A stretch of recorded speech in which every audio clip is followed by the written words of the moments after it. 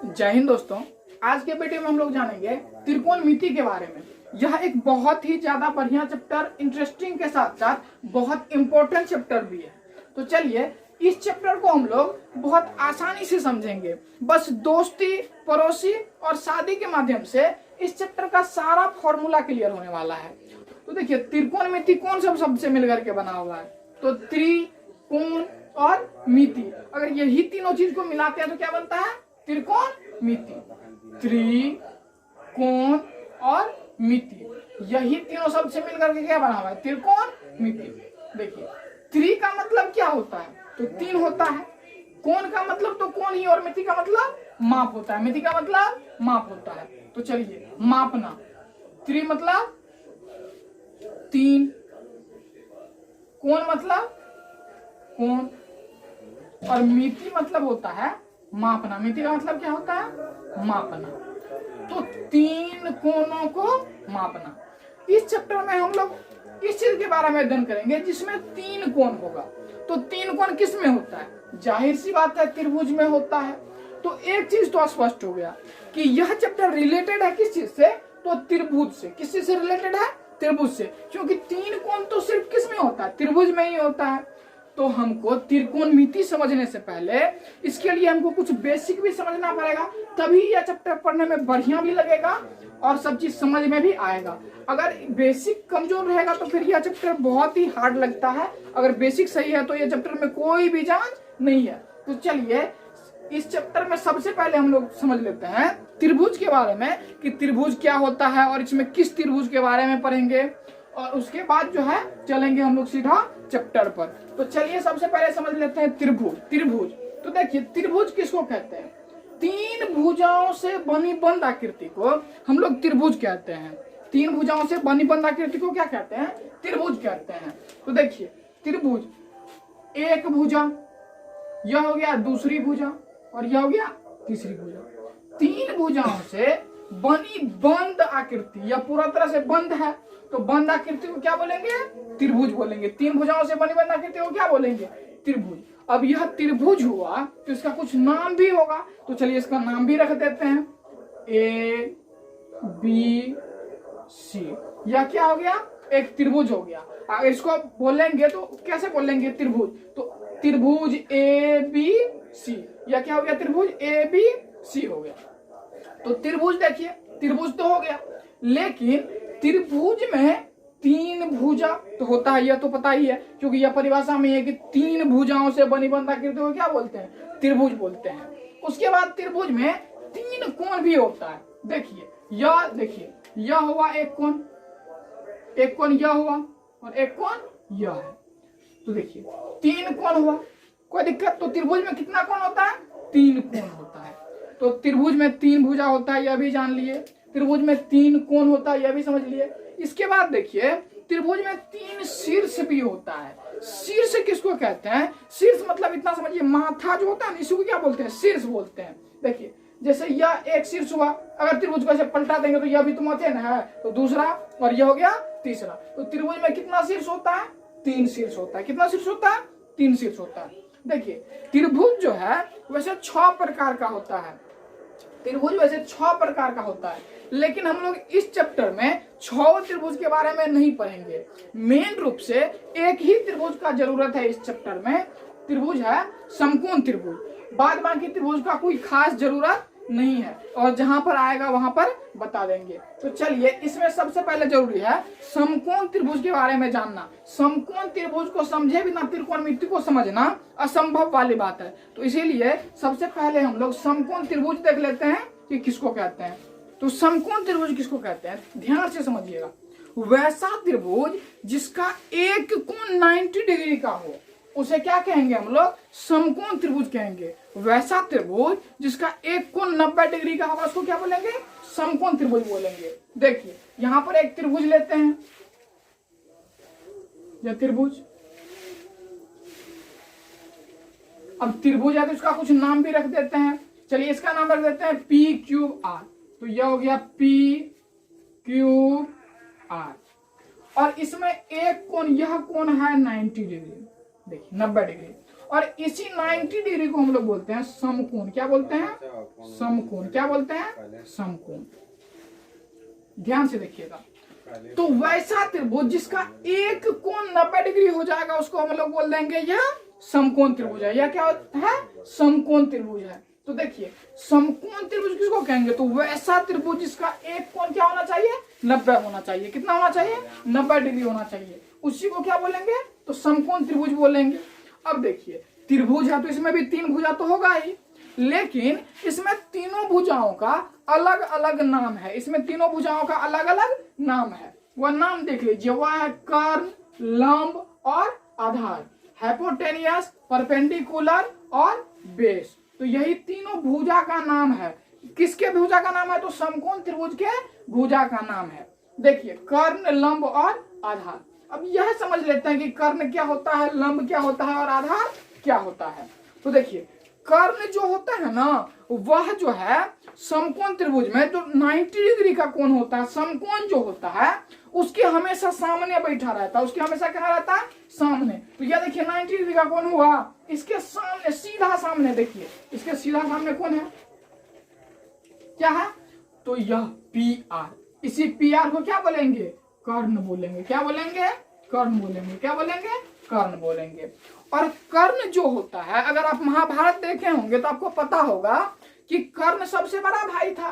तो देखिए तो कर्ण जो होता है समकोण त्रिभुज में, यह सबसे बड़ी भुजा होता है, यह सबसे लंबी भुजा होता है। तो देखिए और कर्ण जो है यह कभी बदलता नहीं है। कर्ण समकोण त्रिभुज में हमेशा फिक्स होता है। लंब और आधार जो होता है वह अपने सिचुएशन के अनुसार बदलते रहता है, जो अभी बताएंगे कि कैसे बदलता है। लेकिन कर्ण जो होता है यह फिक्स होता है, यह कभी बदलता नहीं है। देखिए लंब और आधार क्या होता है, तो सबसे पहले समझ लेते हैं आधार। देखिए आधार हम लोग बेसिकली जो है नॉर्मल क्या बोल देते हैं कि जो नीचे वाले भाग को हम लोग आधार बोल देते हैं। क्या बोल देते हैं?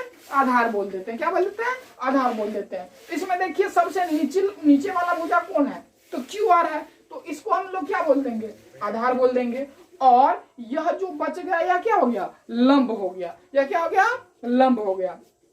लेकिन त्रिकोणमिति में जो होता है यह चेंज होते रहता है। लंब और आधार चेंज होते रहता है। तो वह चेंज होने का कोई कारण तो होगा। तो देखिए चेंज क्यों होता है? तो इसमें जो होता है त्रिकोणमिति चैप्टर में आपको एक चीज पढ़ना पड़ता है थीटा के बारे में। देखिए थीटा या इसके जगह बीटा, अल्फा, गामा कुछ भी हो सकता है। तो चलिए यह थीटा जहां पर रहेगा ना तो उसके अनुसार जो है लंब और आधार बदलते रहता है। बेसिकली तो यह आधार होगा और यह क्या हो जाएगा? लंब हो जाएगा, क्योंकि हम लोग नीचे वाले को आधार बोलते हैं और इसको क्या बोलते हैं? लंब बोलते हैं। इसको क्या बोलते हैं? लंब बोलते हैं। लेकिन त्रिकोणमिति में ऐसा नहीं होता। त्रिकोणमिति में बदलते रहता है। मान लीजिए थीटा को समझ लीजिए कि घर का सबसे बड़ा आदमी है, एकदम मुखिया सा है, मुखिया है। तो अगर इसको हम मुखिया मान लेते हैं, चलिए कहीं पे किसी कोण में दे सकते हैं। यह तो 90 है, यह तो फिक्स है। यह दोनों कोण में जिसको मानने का, मान के चलिए यह मान लेते हैं थीटा है। यह क्या है? थीटा है। तो थीटा के सामने वाले कोण हमेशा जो है, थीटा कोण के सामने वाली भुजा क्या होगी? तो लंब होगी। थीटा के सामने सीधा कौन होगा? लंब बैठा रहेगा। जिस प्रकार से समकोण के सीधा सामने कौन बैठा रहता है? तो कर्ण बैठा रहता है। उसी प्रकार से थीटा के सामने कौन बैठा रहेगा? तो थीटा के सामने लंब बैठा रहेगा। वैसे नॉर्मली क्या होता है कि हम लोग इसको लंब बोल देते हैं, इसको आधार बोल देते हैं। लेकिन अगर हमको इसमें थीटा दे दिया है, देखिए थीटा के जगह कुछ भी अल्फा भी हो सकता है या बीटा भी हो सकता है। तो इसके जो सीधा सामने रहेगा ना उसी को हम लोग बोलेंगे कि यह लंब है। तो इसके सामने क्या है? लंब। यह क्या हो गया? लंब हो गया। यह क्या हो गया? लंब हो गया। अब बाद बाकी जो बच गया वह क्या हो गया? तो वह आधार हो गया। वह क्या हो गया? आधार हो गया। देखिए हम लोग त्रिकोणमिति में जो है जब फॉर्मूला सब यूज करेंगे तो उसमें कर्ण के जगह इतना बड़ा कर्ण, लंब, आधार या इंग्लिश में भी लिखने से बढ़िया है कि उसको हम कुछ शॉर्ट फॉर्म में लिख ले। तो देखिए कर्ण का इंग्लिश होता है हाइपोटेनियस। तो सिर्फ अगर हम एच, इसका पहला लेटर एच है तो एच लिख देंगे ना तो इसका मतलब हो गया कर्ण। यहाँ लंब परपेंडिकुलर तो पी लिख देंगे, इसका मतलब हो गया लंब। और आधार के बेस का बी लिख देंगे, इसका मतलब क्या हो गया?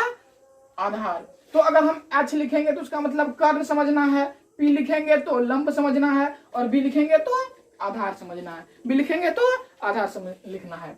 अब देखिए मान के चलिए लंब आधार कर्ण, यह तो समझ में आ गया, लेकिन इस तीनों में कुछ ना कुछ संबंध भी है, इन तीनों में संबंध है। वह संबंध जो है पाइथागोरस साहब ने दिया था, तो उसको बोलते हैं हम लोग पाइथागोरस प्रमेय, जो कि छठा चैप्टर में है 10वां क्लास के।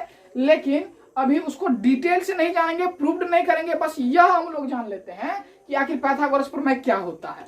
तो देखिए पाइथागोरस बोले थे कि समकोण त्रिभुज में सबसे बड़ी भुजा का वर्ग, समकोण त्रिभुज में सबसे बड़ी भुजा का वर्ग, तो सबसे बड़ी भुजा कौन होगा बताइएगा, तो कर्ण होगा। जैसे अभी बताए थे कि समकोण त्रिभुज में सबसे बड़ी भुजा कौन होता है, तो कर्ण होता है।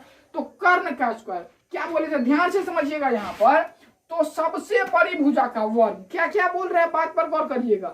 समकोण त्रिभुज में सबसे बड़ी भुजा का वर्ग, वर्ग का मतलब होता है पावर 2, मतलब स्क्वायर। जैसे बोलेंगे 2 का वर्ग तो इसका मतलब हो गया 2 पर पावर 2। जैसे बोलेंगे 8 का स्क्वायर तो इसका मतलब हो गया 8 का पावर 2 वर्ग। वर्ग को इंग्लिश में हम लोग स्क्वायर बोलते हैं। चलिए तो कर्ण स्क्वायर लिख दिए। समकोण त्रिभुज में सबसे बड़ी भुजा का वर्ग अन्य दो भुजा के वर्ग, अन्य दो भुजाओं के वर्ग। तो अन्य दो भुजा कौन सा बच गया, आधार और लंब, तो इसका वर्ग, इसका वर्ग। तो ध्यान दीजिएगा, आधार स्क्वायर, सॉरी लंब स्क्वायर, और क्या हो गया आधार स्क्वायर। देखिए आप लोगों को अभी भाषा नहीं याद रखना है, बस हम भाषा बता दे रहे हैं। भाषा आप लोगों के छठा चैप्टर में है, वह बाद में पता चल जाएगा। देखिए तो समकोण त्रिभुज में सबसे बड़ी भुजा का वर्ग अन्य दो भुजाओं के वर्गों के योग, वर्गों के योग के बराबर होता है। और बराबर हम लोग वहां पर देते हैं जहां पर तुलना किया जाता है। तो क्या निकल गया, कर्ण स्क्वायर बराबर लंब स्क्वायर प्लस आधार स्क्वायर। अभी यह समझ लेना बस कि पाइथागोरस बोले थे क्या कि कर्ण स्क्वायर बराबर लंब स्क्वायर प्लस आधार स्क्वायर। हम तो इसको ऐसे भी लिख सकते हैं, कर्ण की जगह सिर्फ एच भी लिख सकते हैं। तो एच स्क्वायर बराबर क्या हो गया, लंब मतलब पी स्क्वायर बराबर P square plus B square. यहां तक में कोई दिक्कत नहीं। अब चलिए यह तो हो गया मेन फॉर्मूला। अब इसी फॉर्मूला के बाद इसी से हम ढेर सारा फॉर्मूला निकाल सकते हैं, लंब का निकाल सकते हैं, आधार का निकाल सकते हैं। देखिए हम लोगों को वैसे बेसिकली कर्ण स्क्वायर का जरूरत नहीं पड़ता है, हम लोगों को जरूरत पड़ता है कर्ण का, लंब का और आधार निकालने का। तो हम लोग कर्ण, लंब और आधार का फॉर्मूला कैसे निकलता है, चलिए वह देख लेते हैं। ध्यान दीजिएगा, देखिए कर्ण स्क्वायर बराबर क्या होता है, लंब स्क्वायर प्लस आधार स्क्वायर, यह तो होता ही है। ध्यान से देखिएगा, यह हो गया मेन फॉर्मूला। फॉर्मूला एक ही है, मेन फॉर्मूला यही है। अगर यह याद है तो आपको सब फॉर्मूला आपस में निकल जाएगा, अगर समीकरण आता है तो। और यहाँ पर ध्यान से समझिएगा कि हम यहाँ से कर्ण का, लंब का और आधार का फॉर्मूला कैसे निकालते हैं। देखिए यहां से अगर हम कर्ण का फॉर्मूला निकालना चाहेंगे तो क्या हो जाएगा, देखिए समीकरण जो होता है ना, देखिए बराबर जिसमें होता है उसको हम लोग समीकरण बोलते हैं, इक्वेशन। समीकरण का बस एक ही रूल है कि जिसका मान निकालना है उसको रखो इज्जत से, बिल्कुल इज्जत से रखना है। अब बाद बाकी भी जो है ना भेज देना है जाओ तुम दूसरे गांव, और तुम्हारा कोई जरूरत इसमें नहीं है। तो हमको देखिए चाहिए कर्ण का फॉर्मूला, सबसे पहले किसका चाहिए, कर्ण का। तो क्या करेंगे, यहाँ पर कर्ण का फॉर्मूला निकालेंगे तो क्या हो जाएगा, कर्ण बराबर क्या हो जाएगा, तो ध्यान दीजिएगा कर्ण बराबर हो जाएगा।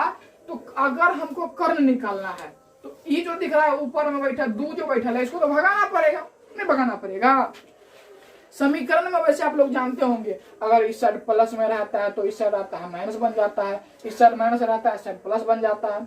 उसी प्रकार से स्क्वायर जो है ना, अगर इस साइड से भगाएंगे, बोलेंगे भागो उस साइड जाओ, तो इस साइड स्क्वायर नहीं रहेगा, यह इस साइड आकर के रूट बन जाएगा। क्या बन जाएगा, रूट बन जाएगा। तो चलिए कर्ण का मान निकालना है तो स्क्वायर को तो भगाना ही पड़ेगा। तो अगर हम उस साइड भेजेंगे तो क्या बन जाएगा, यह रूट बन जाएगा। यह तो पहले ये से विराजमान था, तो इसको जस का तस उतार दीजिए। तो क्या हो गया, लंब स्क्वायर प्लस आधार स्क्वायर। क्या हो गया, लंब स्क्वायर प्लस आधार स्क्वायर। यहां तक में तो कोई दिक्कत नहीं।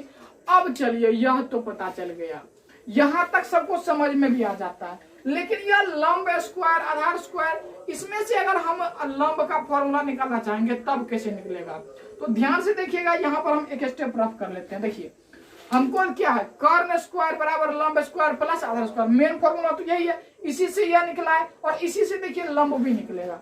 अभी हम समीकरण का नियम बताए, जिसका हमको काम है ना उसको आप वहीं पर छोड़ दीजिए, अब बाद बाकी को दूसरे साइड भेज दीजिए। तो देखिए हम वैसे लंब को इस साइड भी ला सकते हैं, लेकिन लाने से भी कोई फायदा होने वाला नहीं है। तो चलिए हमको लंब का मान चाहिए ना, लंब का में चाहिए तो सबसे पहले तो ई दिख रहा है, सबसे पहले बहुत बड़ा जो नजर आ रहा है, तो सबसे पहले हम इसी को भगा लेते हैं। तो देखिए हमको लंब चाहिए, तो अभी पूरा को रख लेते हैं, इस टर्म को रख लेते हैं, इसको भगा देते हैं। तो ध्यान दीजिएगा कर्ण स्क्वायर पहले से है, ध्यान दीजिएगा कर्ण स्क्वायर पहले से है, लंब का मान निकालना है, लंब को वहीं छोड़ दीजिए, कोई दिक्कत वाली बात नहीं है। कर्ण स्क्वायर दे दिए, आधार को तो भगाना पड़ेगा, आधार को भगाना पड़ेगा क्योंकि लंब स्क्वायर जो है इसका मान निकालना है लंब का, तो इसको तो भगाना पड़ेगा। तो देखिए यह इस साइड किस चीज में, प्लस में या माइनस में? या प्लस में है, इस साइड इस पूरे को ला रहे हैं तो यह क्या हो जाएगा, माइनस में हो जाएगा। सिर्फ स्क्वायर को नहीं ला रहे हैं कि रूट बन जाएगा, हम प्लस को ला रहे हैं तो ये क्या बन गया, माइनस बन गया और क्या हो जाएगा, आधार स्क्वायर। क्या हो जाएगा, आधार स्क्वायर। अब बराबर उस साइड क्या बच गया, लंब स्क्वायर। क्या बन गया, लंब स्क्वायर। देखिए हमको मान निकालना था लंब का, लेकिन गलती से निकल गया लंब स्क्वायर का, तो कोई दिक्कत वाली बात नहीं है। अगर हम उस साइड से स्क्वायर को भगाएंगे तो इस साइड क्या बन जाएगा, रूट बन जाएगा। तो देखिए क्या हो गया, रूट बन जाएगा, तो बन गया रूट कर्ण स्क्वायर माइनस आधार स्क्वायर। अब बराबर क्या हो गया, लंब। अगर इस प्रकार से है तो हम नहीं लिख सकते हैं कि लंब बराबर रूट अंदर कर्ण स्क्वायर माइनस आधार स्क्वायर। जैसे 2 + 3 बराबर 5 है, तो हम नहीं लिख सकते कि 5 बराबर 2 + 3 नहीं लिख सकते हैं, ऐसे लिख सकते हैं। तो इसको उल्टा, पूरे को उल्टा पुल्टा करने से कोई फर्क नहीं पड़ता है। तो चलिए हम लंब बराबर लिख सकते हैं क्या, रूट अंदर कर्ण स्क्वायर माइनस आधार स्क्वायर। तो लिख देते हैं रूट अंदर कर्ण स्क्वायर माइनस आधार स्क्वायर। यहाँ तक में तो कोई दिक्कत नहीं। अगर इसी प्रकार से हम निकालना चाहेंगे आधार का, किस चीज का, आधार का, तो क्या हो जाएगा, रूट अंदर, ध्यान दीजिएगा रूट अंदर क्या हो जाएगा, कर्ण। देखिए हमको आधार निकालना तो कर्ण स्क्वायर माइनस लंब स्क्वायर हो जाएगा ना, कर्ण स्क्वायर माइनस लंब स्क्वायर। यह समझने में तो कोई दिक्कत नहीं होगा। चलिए यहाँ तक कोई दिक्कत। अब चलिए यह तो हो गया, अब इनसे रिलेटेड एक क्वेश्चन भी हम लोग कर लेते हैं जिससे कि एकदम बढ़िया से समझ में आ जाए। और देखिए इसको याद करने का एक आसान सा तरीका है। कर्ण जो होता है, देखिए ई मान लीजिए ई तो सबसे बड़ा भाई है, ई दोनों तो छोटा है नहीं है। तो चलिए यह इसको माना तो सबसे बड़ा भाई। तो आप देखते होंगे अपने परिवार में कि सबसे बड़ा भाई क्या होता है, कि सबको मिला जुला के चलता है। तो कर्ण क्या करता है, सबको मिला जुला के चलता है। कर्ण देखिए सबको मिला के चला, मतलब प्लस हुआ, तो कर्ण बराबर क्या हो गया, रूट अंदर लंब स्क्वायर प्लस आधार स्क्वायर। लेकिन ये दोनों जो बाकी है लंब और आधार, ये दोनों मिला के नहीं चलता है। तो ये दोनों मिला के नहीं चलता है, तो इसको क्या करते हैं कि सबसे बड़ा वाला में से घटा देते हैं। ध्यान दीजिएगा, तो लंब बराबर क्या हो जाएगा, रूट अंदर कर्ण स्क्वायर माइनस आधार स्क्वायर, रूट अंदर कर्ण स्क्वायर माइनस आधार स्क्वायर। अगर बात करेंगे आधार का तो क्या हो जाएगा, रूट अंदर कर्ण स्क्वायर माइनस लंब स्क्वायर। यहाँ कोई दिक्कत। तो चलिए यहाँ तक हमको उम्मीद है कि समझ में आ गया होगा। अब चलिए इससे रिलेटेड एक क्वेश्चन कर लेते हैं। अब इस क्वेश्चन को देख लेते हैं। क्वेश्चन क्या है कि यदि किसी समकोण त्रिभुज का कर्ण 5 मीटर तथा लंब 4 मीटर है तो आधार ज्ञात करिए। ध्यान दीजिए इसमें सबसे पहले क्या है, दिया हुआ क्या है, तो कर्ण 5 मीटर दिया हुआ। क्या दिया हुआ है, कर्ण 5 मीटर। तो कर्ण देखिए क्या होगा, ये हुआ कर्ण, कर्ण कितना हो गया, 5 मीटर। लंब देखिए इसमें अभी नहीं पता है थीटा कौन है नहीं है, तो हम लंब और आधार किसी को मान सकते हैं, लेकिन इसको नॉर्मली क्या करते हैं, मानते हैं। तो देखिए लंब कितना हो गया, 4 मीटर, और आधार या क्या करना है, ज्ञात करना है, मतलब QR को निकालना है। तो चलिए सबसे पहले लिख लेते हैं सॉल्यूशन। देखिए h बराबर कितना है, 5 मीटर। h मतलब कर्ण कितना है, 5 मीटर। अब देखिए लंब मतलब P कितना है, P कितना है, 4 मीटर। देखिए ऐसा ही यूज करिए, क्योंकि यह एक तो शॉर्ट है और उसके बाद आपको जो त्रिकोणमिति में इसी प्रकार का यूज अधिकतर करना पड़ेगा, तो इसीलिए हिंदी में लिखने से बेहतर है कि हम लोग ऐसे यूज करें। एच मतलब कर्ण कितना है 5 मीटर और पी कितना है 4 मीटर। तो बी अगर हम निकालेंगे तो फॉर्मूला क्या होता है, देखिए रूट अंदर आधार बराबर क्या होता है कर्ण स्क्वायर मतलब एच स्क्वायर माइनस लंब स्क्वायर मतलब पी स्क्वायर। यहां तक तो कोई दिक्कत नहीं। अब देखिए पुट पाट कर दीजिए, आराम से निकल जाएगा। तो किसका देखिए एच का मान कितना दिया हुआ है तो 5, एच का मान कितना दिया है तो 5, तो लिख दीजिए 5 का स्क्वायर कितना हो जाएगा, देखिए 5 इसका स्क्वायर माइनस 4 और इसका स्क्वायर। अब 5 का स्क्वायर 25 और माइनस 4 का स्क्वायर 16, 25 में से 16 गया कितना बच गया 9 और 9 का वर्गमूल निकालेंगे कितना हो जाएगा 3। तो इस प्रकार से हमारा कितना निकल गया बेस, तो 3 मीटर निकल गया। और कितना निकल गया 3 मीटर निकल गया। कोई दिक्कत यहाँ तक में। अब चलिए हम लोग आगे देखते हैं। अब त्रिकोणमिति जो है हम लोग स्टार्ट करते हैं। त्रिकोणमिति क्या करते हैं स्टार्ट करते हैं। तो देखिए यहाँ तक अगर समझ में आ गया तो त्रिकोणमिति में कोई दिक्कत नहीं होने वाला है। बस दोस्ती पड़ोसी और शादी हम लोग समझेंगे, उसके बाद 40 का 40 फॉर्मूला त्रिकोणमिति का क्लियर हो जाएगा। रटना एक जरा सा भी नहीं पड़ेगा।